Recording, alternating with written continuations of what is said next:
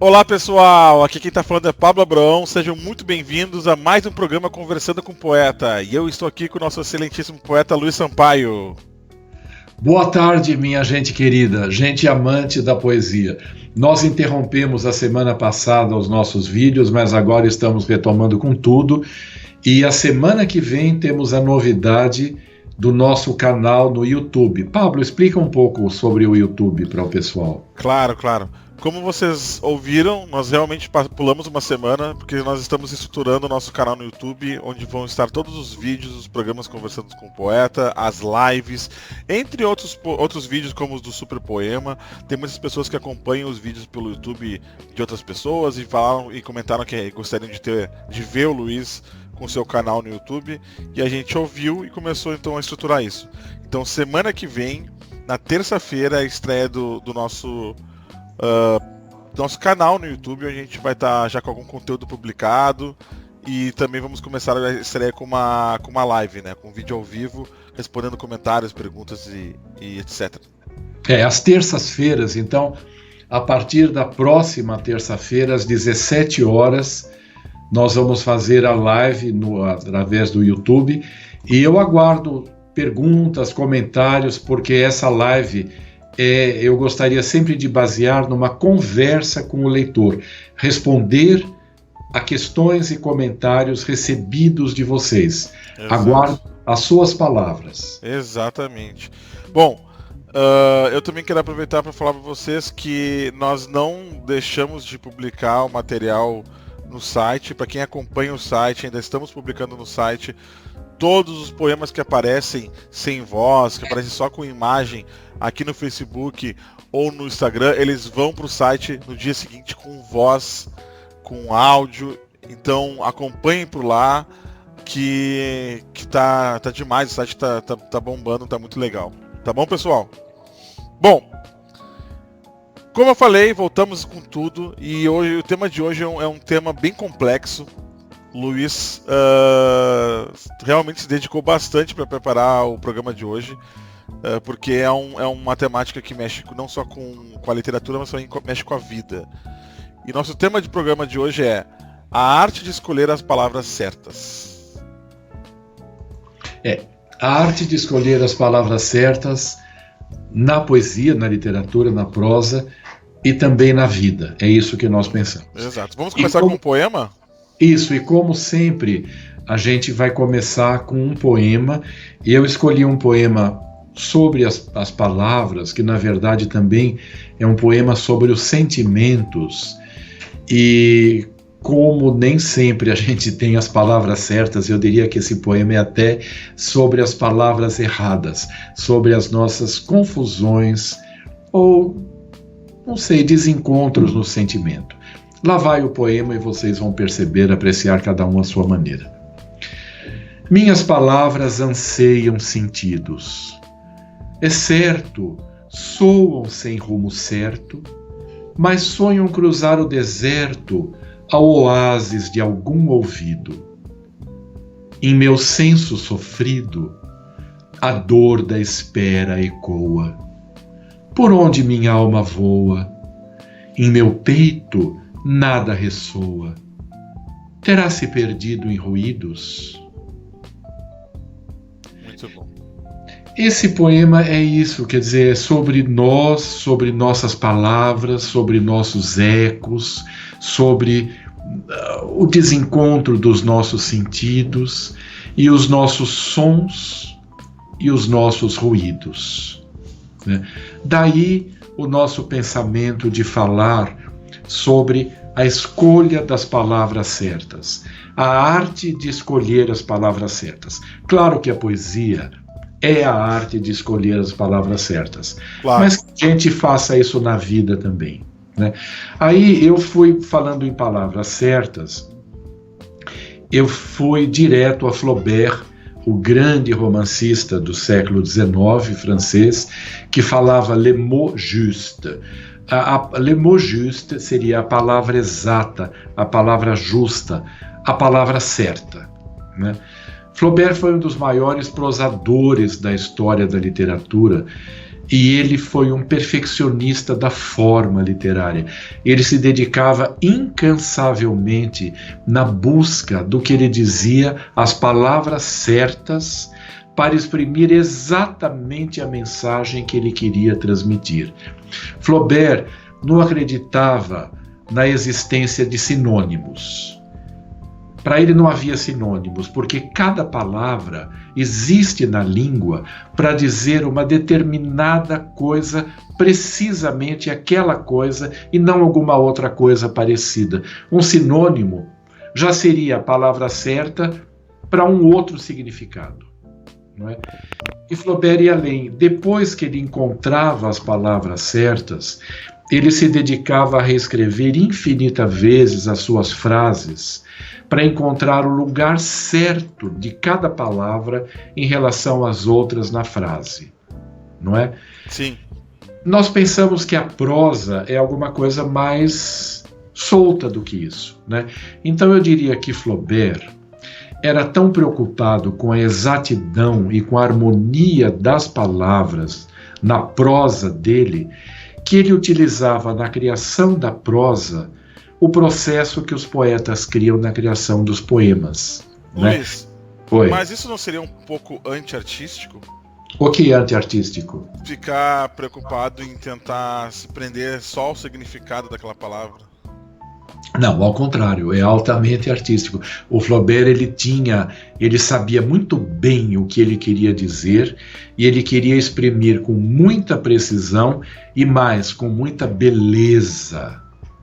A frase do Flaubert é uma frase bela. O texto do Flaubert é uma obra, é um ser, né? Um ser único, não é? Então ele queria transmitir com muita exatidão e muita beleza de forma aquele conteúdo preciso que ele queria exprimir. A poesia já não é assim. A poesia não quer exprimir um conteúdo preciso.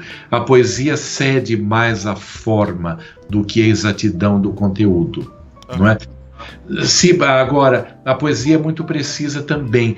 A prosa normal, a grande maioria dos escritores, romancistas e tal, eles têm exercem uma certa liberdade, uma maior liberdade na escolha das palavras, no uso de sinônimos, digamos assim. Nem sempre uma prosa é tão precisa quanto a prosa de Flaubert, né? Agora, na poesia, essa liberdade, eu diria que não deve ser exercida. Na poesia, a escolha das palavras, a escolha precisa e a ordenação precisa das palavras nos versos é absolutamente fundamental, né? Fundamental para que aquilo se torne uma peça única. Exatamente, para que aquilo se torne um poema.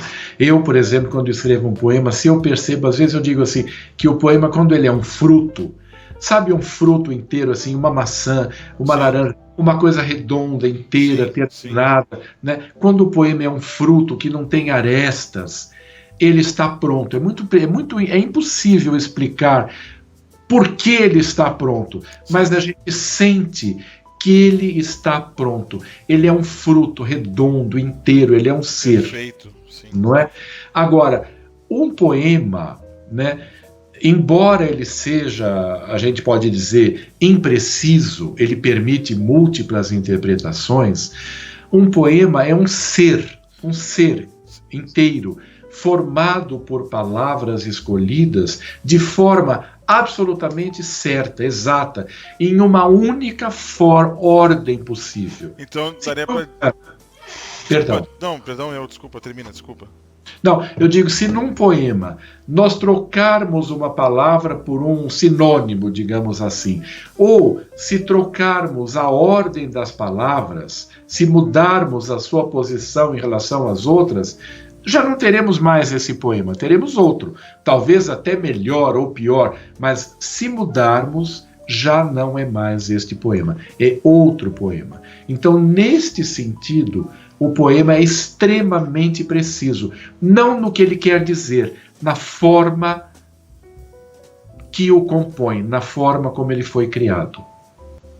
Entendo. Não é? Então, na verdade, me parece que o poema está preso em sua forma, já que ele não pode ser alterado, ele tem que ser aquilo. Está preso em sua forma, mas livre em sua perfeição sentimental. Exato. Nossa, você falou legal. Sabe o que você estava falando? Eu falei, preso, estava cheio de significados. Eu pensei assim, imagina uma nave. Se a nave tem tudo lá dentro, uma nave espacial, uma nave que, né? Se você mudar a forma dessa nave, muito possivelmente ela vai explodir. Ela tem uma forma muito precisa. Agora, o que vai dentro dela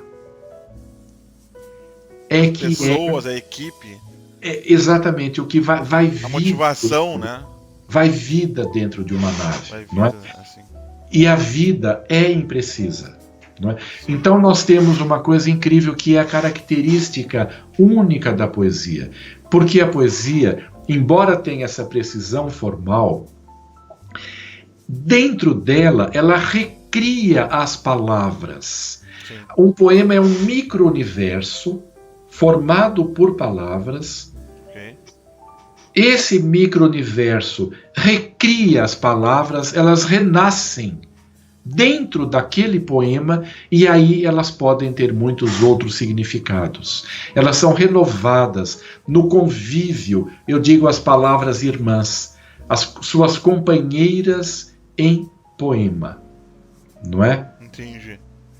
Por isso que eu digo que na poesia ocorre essa oposição, né, que nós estamos falando. Ela tem uma precisão de forma e uma grande liberdade de significados, de conteúdos. Fantástico. Diferentemente de uma prosa de Flaubert, que tinha uma precisão de forma e uma beleza de forma, ele era muito preocupado com isso, mas buscando a precisão também do conteúdo. Ele queria dizer exatamente aquilo. Não era para que cada um interpretasse.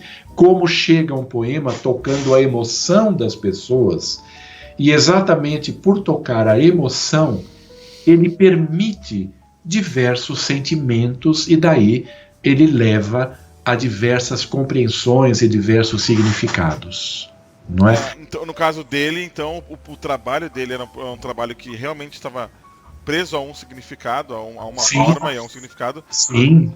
Mas também há beleza nisso, né? Porque ele era direto no que ele queria passar, né? Ele não buscava dando rodeios. Não, ao contrário. Não, ao contrário. É como a palavra. Uma flecha. Exatamente, ela vai direto ao ponto.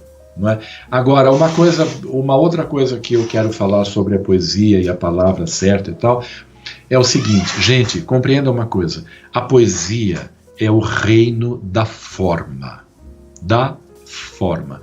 Um poema é forma. Um poema... O que é um poema? Um poema é um conjunto específico de palavras ordenadas de uma forma muito precisa, né? Essa ordem bem estabelecida entre as palavras é a forma do poema. A própria escolha das palavras, porque é esta e não algum pretenso sinônimo, a própria escolha das palavras e a maneira como estas palavras foram reunidas e distribuídas no poema é a forma. A própria escolha já é a forma. Né? O som das palavras é a forma também. Aí vem o ritmo, vem a rima e tal. Por isso, se nós mudarmos uma palavra, não é? Nós mudamos, e se mudarmos a sua ordem no poema, a distribuição pelo espaço branco de um papel ou de um telão, ou o que for, nós já mudamos completamente o poema, né?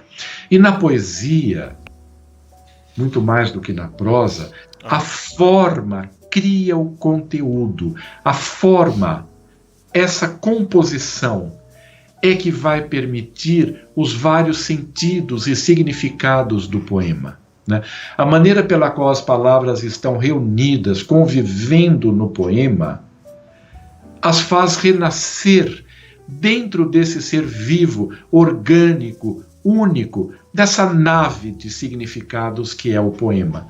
Né? Sim. Essa maneira, essa forma, dá para as palavras sentidos válidos exclusivamente na companhia das suas companheiras naquele poema específico. Em outro poema essa palavra já quer dizer outra coisa.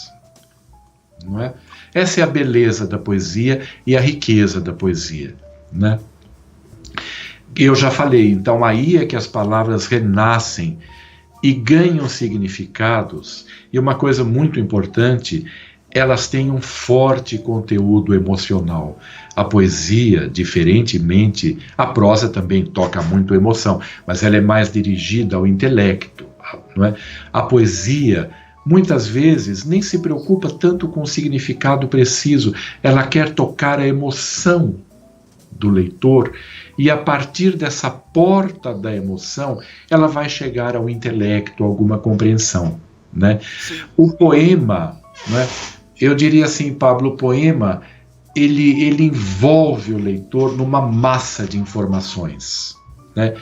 Ele tem conteúdo e forma interligados, inseparáveis, não é?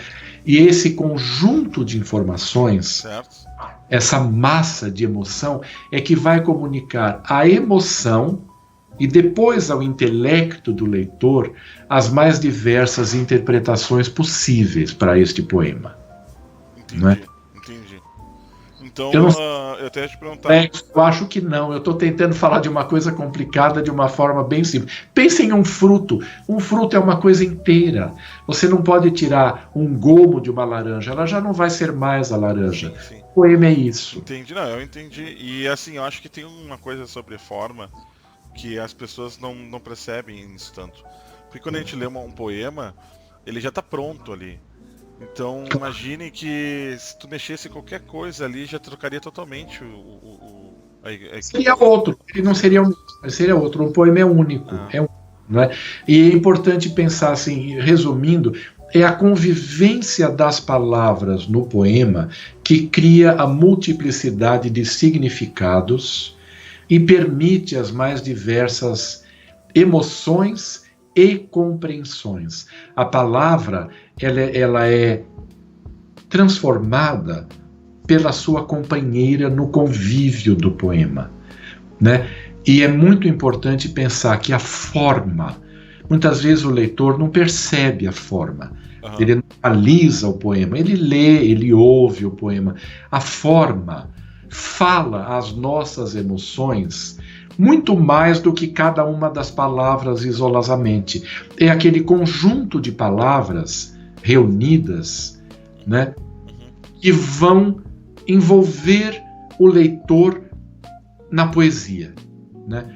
Então, sem nisso, quer dizer, um poema ele é formado por palavras certas, veja que incrível, por palavras certas, numa forma certa, e permitem interpretações, digamos assim, certas também, mas múltiplas. Múltiplas interpretações. Várias. Sim. Não é? Daí, ele guarda dentro de uma forma muito precisa um grande conteúdo e muito rico de imprecisões. Sim. Eu acho que já falamos muito de poesia. Não, eu acho que a gente poderia falar um pouco sobre também como, eu disse isso no início do programa, né? Como escolher as palavras, como esse tema, né? As palavras certas afetam a nossa vida, nossas vidas, enfim. Como isso vai para a esfera da vida, da sociedade, do dia a dia? Pablo, eu penso, pessoal, a gente vive em palavras. Nós convivemos em palavras, nós somos nossa raça, nossa língua, nosso povo, nossa cultura, nós somos feitos de palavras. Nós desejamos em palavras. Nós desejamos, nós sonhamos em palavras. E aí aquela verdade que nós até comentamos em outro vídeo, que as palavras criam realidades. Veja, no princípio era o verbo, isso é bíblico. Não é? E eu lembrei agora, que eu comentei outro dia, um ditado em Tupi-Guarani que diz que a palavra dita é uma seta lançada, ela não tem volta. Não é? A palavra é poderosa, ela cria realidade. Por isso, na vida, eu penso que a gente deve viver mais de acordo com a prosa do que com a poesia, no sentido de que nós devemos fazer como Flaubert, escolher as palavras certas para transmitir mensagens precisas, né? Porque na convivência com as pessoas, a gente deve sempre guardar clareza e uma certa precisão, né? Usar as palavras certas evita mal-entendidos, né? É importante criar realidades certas nas nossas vidas. É importante exatidão, clareza nas nossas relações. A gente tem que saber quem é a gente, quem é quem, entendeu? Quem é quem para quem. As relações não podem ter múltiplas interpretações. Eu acho que a gente precisa, num mundo tão conturbado como o nosso, a gente precisa clareza, a gente precisa precisão. Sim. Nos nossos sentimentos, a gente precisa, nas nossas ações. Senão a gente não consegue também passar aquilo que a gente quer, e fica tudo muito metafórico, e assim a gente não avança, né? Não, e eu acho que a gente já vive numa sociedade muito confusa, muito dividida, não é? A gente tem multiplicidade de ideias, de credos, de religiões, de desejos, sonhos. Então, e uma coisa muito importante, assim, o ser humano, o Homo sapiens, ele é feito de palavras. Também. Por que ele é feito de palavras? O que nos diferencia? O que nos faz Homo sapiens? Nós pensamos. E nós pensamos como? Nós pensamos em palavras. Os nossos pensamentos são compostos de palavras ditas por nós para nós mesmos. Interiormente, nós conversamos o tempo inteiro. Nós vivemos, nós somos as nossas palavras. Então, para a gente pensar certo, para formatar nossas ideias com clareza, a gente precisa da precisão da palavra. Le mot juste, como dizia Flaubert, a palavra certa. Né? A gente não pode ser impreciso, a gente não pode se expressar de uma maneira dúbia, de uma maneira que não passe credibilidade, né? E muitas vezes a gente é muito impreciso. Veja o poema que eu li hoje, agora, há poucos minutos atrás. Sim. É um poema exatamente sobre a imprecisão das nossas palavras e dos ruídos que a gente tem dentro de nós mesmos, não é? E a gente pensa muito, mais ou menos, a gente vive com conceitos mais ou menos, a gente vive sinônimos e não as palavras exatas. Não é? Daí tantos mal-entendidos, tanta confusão, tanta incompreensão, né, que existe entre nós, não é? Sim. Luiz, então, eu ia complementar também que a gente está numa era muito digital. As pessoas estão escrevendo mais umas para as outras do que falando. Também. Enviando mensagem no WhatsApp, enviando mensagem pelo Facebook. Isso é interessante, é verdade, sim. Então, muitas vezes a gente não consegue transmitir entonação de voz. Claro, tem como mandar áudio pelo WhatsApp, mas no dia a dia, às vezes, quando não dá pra mandar áudio, não tem como mostrar a tua entonação de voz, não tem como ler a linguagem corporal da pessoa. Então, ainda mais esses significados se tornam relevantes. Você falou uma coisa muito interessante. Esse é o século XXI, né? É a Babel do século XXI, não é? Essa bilhões de mensagens que estão voando aí pelos satélites, cruzando o planeta e tal, todas em palavras, e como você falou muito bem, em palavras escritas, e nem sempre com muita clareza. Então é importante a gente ser claro nas mensagens que a gente manda, né? Você falou uma coisa muito incrível. A nossa comunicação oral, ela é carregada de emoção. Nós temos entonação, nós temos gestos, nós temos olhar, né? Agora, quando nós mandamos uma mensagem, a gente não dispõe de nada disso para se comunicar. Restam as palavras puras e simples, formadas de letras no WhatsApp ou no Facebook, no que for, né? Então, mais uma vez, a importância da palavra certa na hora certa, não é?